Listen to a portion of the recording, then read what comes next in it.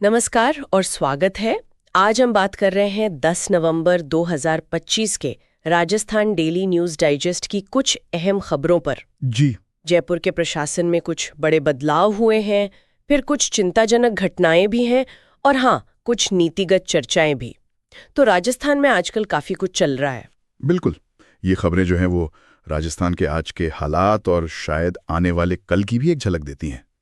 तो चलिए ज़रा इस पर बात करते हैं, थोड़ा गहराई से समझने की कोशिश करते हैं। हाँ, तो सबसे पहले जयपुर की बात।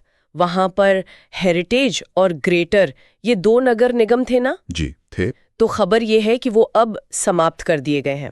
मतलब अब राजधानी में केवल एक ही नगर निगम होगा। ये तो काफी बड़ा प्रशासनिक फेरबदल है। हाँ, बहुत बड़ा कदम है ये। देखिए, दो निगमों को एक करने के पीछे कई कारण हो सकते हैं। हो सकता है प्रशासन को ज़्यादा कारगर बनाना हो, या शायद खर्च कम करना हो। या शायद कोई राजनीतिक वजह भी हो सकती है। हाँ, वो भी हो सकता है। राजनीतिक नियंत्रण मजबूत करना भी एक पहलू हो सकता है। और इसी से जुड़ी एक और बात है, राज्य के करीब 11,000 ग्राम पंचायतें, उनका कार्यकाल भी खत्म हो गया है। ओ, 11,000। तो इसका मतलब क्या हुआ? मतलब वहां क्या होगा अब? इसका मतलब है कि जब तक अगले चुनाव नहीं हो जाते, और सरकार की कोशिश है कि फरवरी मार्च 2026 तक करा ले, तब तक वहां अफसर राज रहेगा। अफसर राज मतलब चुने हुए लोग नहीं? नहीं, मतलब सरकारी अधिकारी ही पंचायतों का सारा कामकाज देखेंगे। तो ये दोनों चीजें, जयपुर निगम का एक होना और पंचायतों में अफसर राज, ये स्थानीय शासन के तरीके को आप समझे काफी हद तक बदल देंगी। समझ गई। ये तो हुई प्रशासन की बात, लेकिन कुछ खबरें ऐसी भी हैं जो काफी परेशान करने वाली हैं।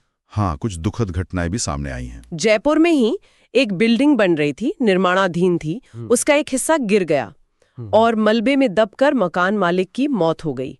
और सबसे दुखद बात यह है कि उनके घर में बस 10 दिन बाद शादी होने वाली थी। अरे बाप रे, ये तो वाकई वाकई बहुत दुखद है। और दुर्भाग्य से ये अकेली ऐसी चिंताजनक खबर नहीं है जयपुर से। हाँ, एक और दिल दहला देने वाली घटना हुई है प्रतापनगर में। हाँ। वहाँ एक पत्नी पर आरोप लगा है कि उसने अपने ही पति की हत्या कर दी, वो भी मूसली और सिलबट्टे से हमला करके। इसके अलावा देखिए, भ्रष्टाचार का भी एक मामला सामने आया है। एक पुलिस इंस्पेक्टर पर इल्जाम है कि वो रिश्वत के तौर पर लिए गए 1,90,000 रुपए के डमी नोट लेकर भाग गया। डमी नोट मतलब नकली नोट? हाँ बिल्कुल। और उसी मामले में एक दलाल को 20,000 की असली रिश्वत लेते हुए पकड़ा भी गया है। तो ये जो अलग अलग तरह की घटनाएं हैं, हादसा है, अपराध है, भ्रष्टाचार है, ये कहीं ना कहीं स्थानीय स्तर पर सुरक्षा, समाज का माहौल और पूरी व्यवस्था पर सवाल तो खड़े करती ही हैं। सही बात है। अच्छा, इन गंभीर खबरों से हटकर कुछ और चीजें भी हैं जिन पर ध्यान देना चाहिए।